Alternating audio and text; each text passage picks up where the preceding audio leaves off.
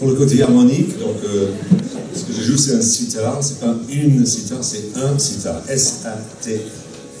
S-I-T-A-R, pardon.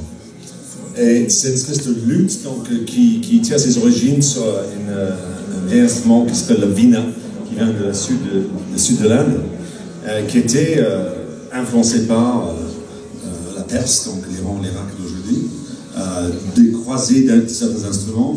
Et dans sa forme actuelle, elle est assez récente. Les sitars qu'on joue datent peut-être de 1890-1900.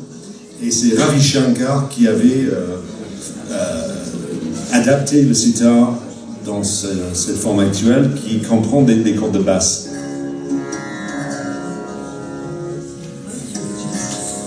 Sur le sitar d'origine, il n'y avait pas ces cordes de basse. On commence avec un autre instrument qui s'appelle le sobara, c'est comme une espèce de basse sitar.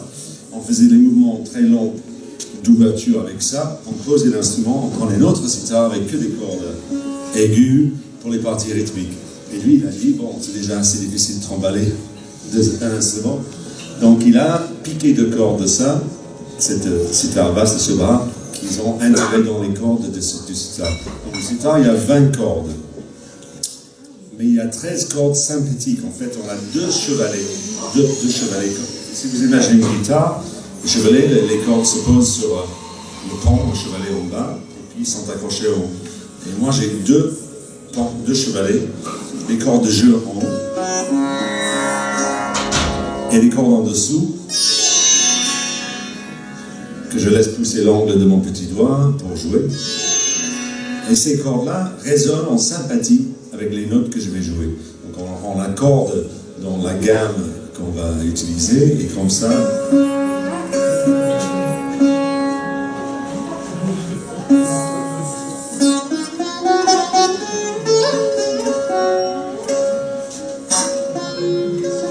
juste ça change de...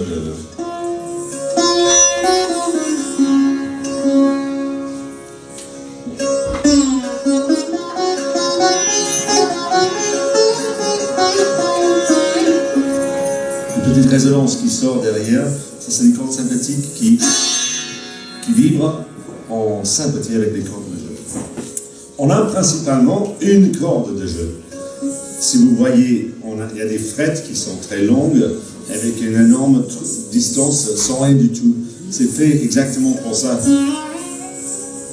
Pour pouvoir tirer la corde contre le fret, pour créer une espèce de glissando. Sur un violon ou un violoncelle, il n'y a pas de fret, on fait ça en remontant ou descendant le manche. Avec le sitar, c'est sur le fret.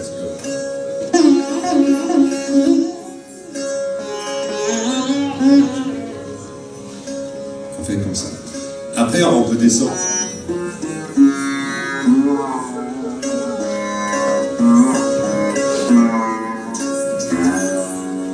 Dans les graves. Et on a trois cordes qui s'appellent les chikari, qui sont faites exclusivement pour les allers-retours rythmiques.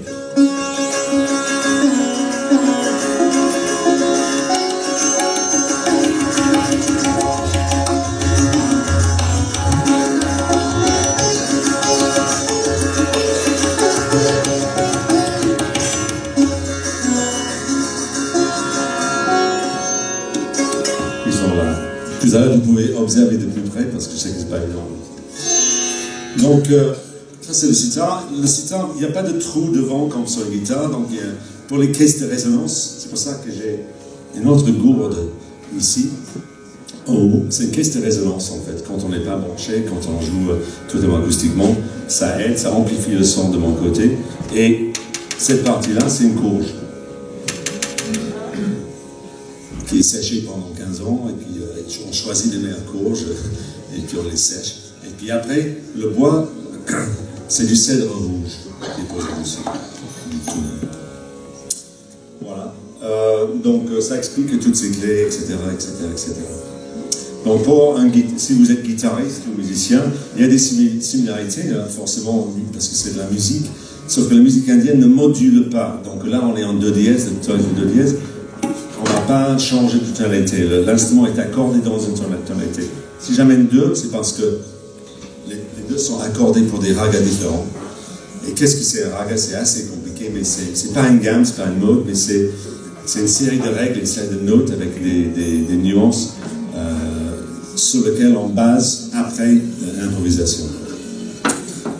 On va jouer une version assez courte d'un raga qui s'appelle Raga Chalukeshi. Chalukeshi, c'est en fait un raga qui vient du sud, donc du système carnatique, et qui a été adapté, changé légèrement, encore une fois par Ravi Shankar, que vous connaissez sans doute, et qui est décédé en 2012.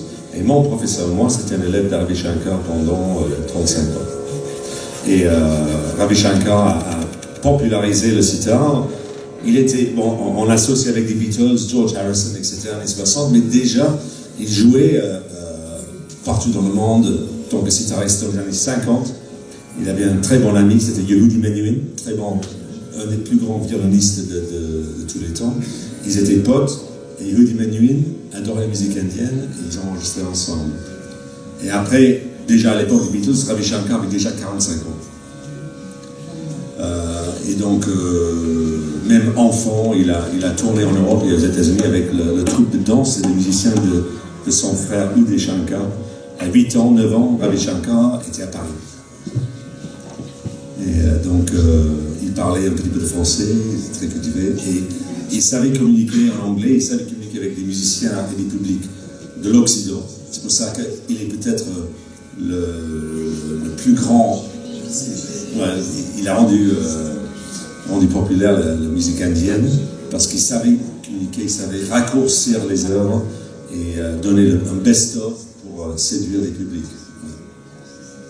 Et sa fille Anushka Shankar continue cet héritage, c'est un très bon sitariste.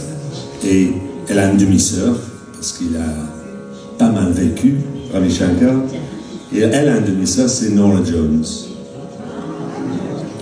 Norah Jones, c'est une des filles de Ravi Shankar. Il a 2 filles. Il avait un fils qui est décédé très jeune.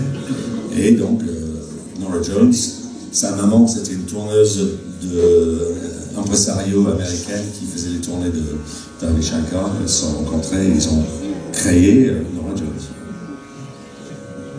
Ok, donc Raga Chalukeshi, un petit alap. Alap, c'est cette espèce de très long prélude, on va dire. On dévoile. L'alap, c'est un peu comme si on avait. Moi, j'associe ça toujours avec une peinture. On commence avec rien du tout, une feuille blanche, et puis on va placer du bleu ou du rouge. On ne sait pas si c'est encore coucher de soleil sur la mer ou si c'est autre chose. Et petit à petit, on ajoute des couleurs, on ajoute des détails. L'objectif, c'est ça. En Inde, ça peut durer très longtemps. On fait une petite version plus courte. Après, Jor, c'est je commence à prendre un rythme régulier. Jala, c'est une partie rythmique avec les chikari. Et avec une composition avec Mathias. Et Mathias fait une petite démonstration, je pense, pendant voilà, son chapitre.